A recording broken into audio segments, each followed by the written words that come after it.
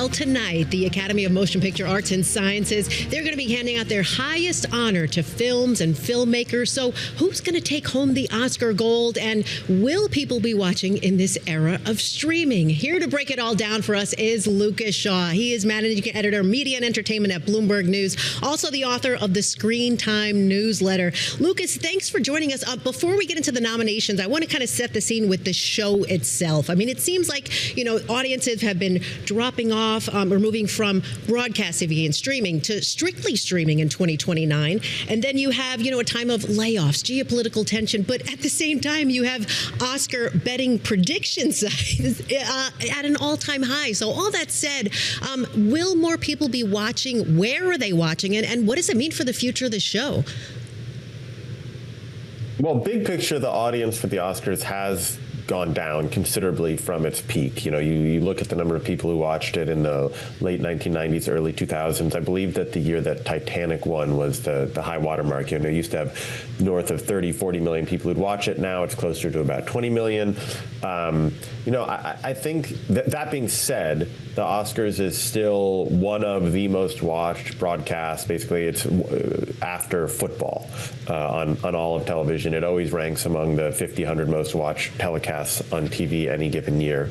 It's suffered some in relevance because it used to be one of the only places people could kind of see all the celebrities in one place. Now you can follow all these people on social media. Movies used to be more important and central to culture than they used to be.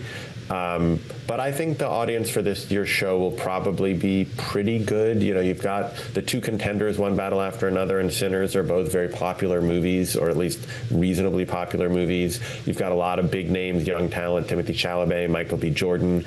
But the long-term trajectory has obviously been down, which is one of the reasons why they did a deal with YouTube to try to kind of bring in some fresh blood. All right, let's get into the movies themselves. So this year, 6 movies secured more than half of all nominations. Now, that's with a bigger picture list. That's also with a new category in there. So why are fewer movies competing?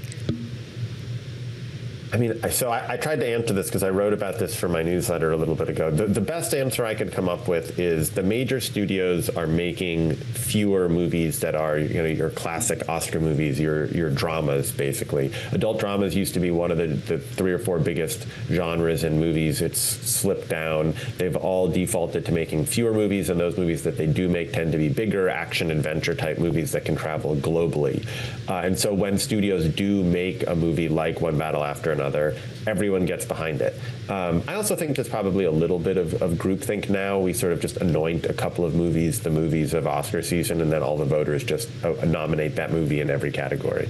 All right, so let's get to the nominations. We'll start with Best Picture, 10 in this one. Okay, so we have Sinners, Frankenstein, One Battle After Another, Hamnet, Marty Supreme, Train Dreams, Sentimental Value, The Secret Agent, Bugonia, and F1. Okay, so from that list, who do you think is going to win, or and who you think should win?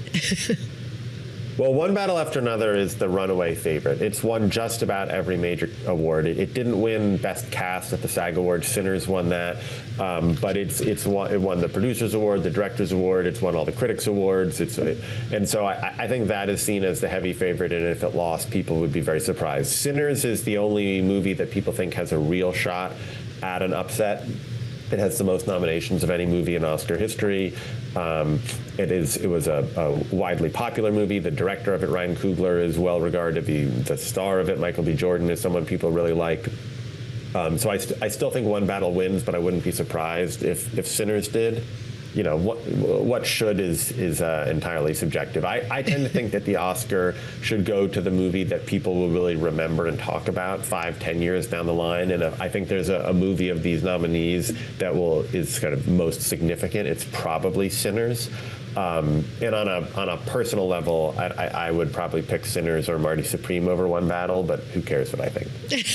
We all do, Lucas. All right, let's get to Best Actor. Okay, so Timothy Chalamet, Marty Supreme, Leonardo DiCaprio, One Battle After Another, Ethan Hawke, Blue Moon, Michael B. Jordan, Sinners, Wagner Moura, The Secret Agent. Who is going to take it home? This has become a really big talking point or question the last couple of weeks. For most of the season, Timothée Chalamet looked like the runaway favorite. He was winning all the prizes, giving all the speeches. He'd run a really kind of smart campaign to not just go for awards, but to promote the movie, which became a pretty big hit for a period piece about a ping pong player. Michael B. Jordan has gained a lot of momentum over the last couple of weeks and is now seen by many as the favorite. And so it's likely a toss-up between those two with, I guess Leo DiCaprio or Wagner Moura as like real dark horses. But it's going to come down to Timmy and Michael B. All right, let's quickly get to Best Actress. So we have Jessie Buckley for Hamnet, Rose Byrne, If I Had Legs, I'd Kick You, Kate Hudson, Song Sung Blue, Renata Reinseva for Sentimental Value, Emma Stone, Begonia. So who is your pick for Best Actress? This is seen as probably the biggest slam dunk of all the nominees. Jessie Buckley has won everything, is going to win this, and this is one where I'm not a gambler, but if you wanted to bet money, this would be the one to bet money on. You just might not get a lot back when you win.